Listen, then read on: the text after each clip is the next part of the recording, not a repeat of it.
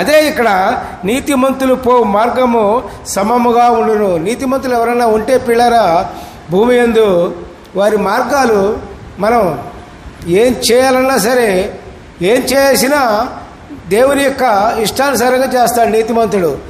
ఆయన మార్గాలు సరళమైపోతే పిల్లారా. దేవునికి స్తోత్రం, హల్లెలూయా, ప్రైజ్ ది లార్డ్. మరి నీతిమంతుల త్రోవను నీవు సరళము చేయదు అంటే సునాయాసమట. అంత ఏదైనా మార్గం పోవాలనుకో, మనం ఏదైనా కార్యాలు ఉన్నాయనుకో, మనం చేసే కార్యం సరళం అంటే తేలిగ్గా ఉంటాయి, అంటే సునాయాసంగా ఉంటాయి. అంత కష్టపడక్కర్లా, అంత శ్రమపడక్కర్లా, మనం తేలిక మార్గంలోగా దేవుడు చేస్తాడు. దేవునికి స్తోత్రం, హల్లెలూయా, ప్రైజ్ ది లార్డ్. కాబట్టి ప్రియులారా, అట్లాగే యెహోవా నీ తీర్పుల మార్గమున నీవు వచ్చుచున్నావని. ఇప్పుడు భూమి మీద తీర్పులు జరుగుతున్నాయి.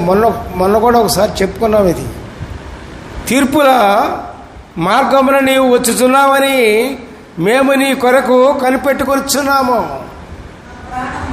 మా ప్రాణము నీ నామమును, నీ స్మరణను ఆశించున్నది.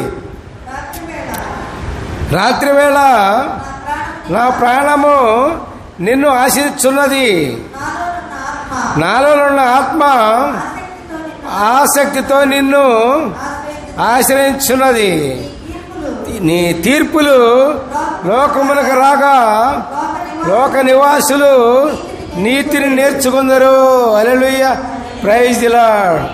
దేవుని తీర్పులు భూలోకమునకు వచ్చేటప్పుడు వస్తున్నాయంటే అవి ఆ తీర్పులు చూసిన వాళ్ళు ఏం నేర్చుకుంటారంట?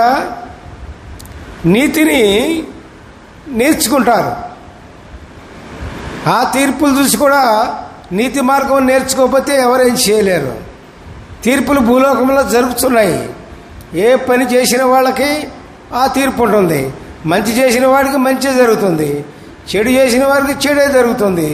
ఆ విధంగా తీర్పులు జరుగుతున్నాయి. కాబట్టి వాళ్ళు నీతి మార్గం మనం నేర్చుకుంటే ఈ తీర్పులు మనకు రావు కదా అని విశ్వాసంతో నీతి మార్గాన్ని నేర్చుకుంటారని దేవుడు చెప్తూ ఉన్నారు. పిల్లారా, దేవునికి స్తోత్రం.